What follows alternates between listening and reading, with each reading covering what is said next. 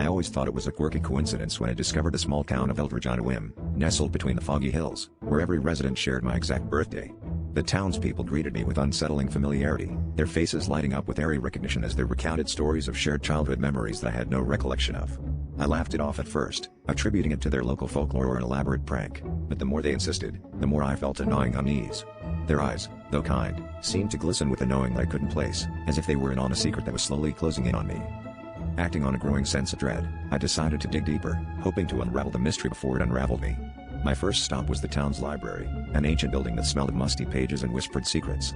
As I sifted through old records and newspaper clippings, I stumbled upon a faded photograph from decades ago.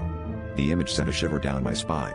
It was a group of children, all with my face, standing in front of a birthday cake adorned with the number 5. The librarian, a frail woman with a distant gaze, approached me and whispered, "You were always meant to come back." Panicked, I confronted the townspeople, demanding answers. Their demeanor shifted from welcoming to solemn, as they revealed a chilling truth. Eldridge was a place outside of time, a town created from the fragments of souls who all shared the same birth. Each resident was a fragment of me, a piece of a life I was meant to remember but had somehow escaped. The stories they told were not just tales, they were echoes of a collective existence, a life I had forgotten but was destined to reclaim. The town needed me to be whole, and without me, they were incomplete.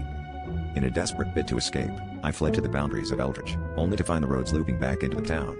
As the fog thickened, the residents gathered, their eyes reflecting a unity that I could feel pulling in my very being. I realized then that leaving was impossible, for I was not just a visitor, I was the missing piece of their puzzle. And as the clock struck midnight on our shared birthday, I felt the memories flood in, binding me to Eldridge forever. The town and I were one, a haunting symbiosis that could never be undone.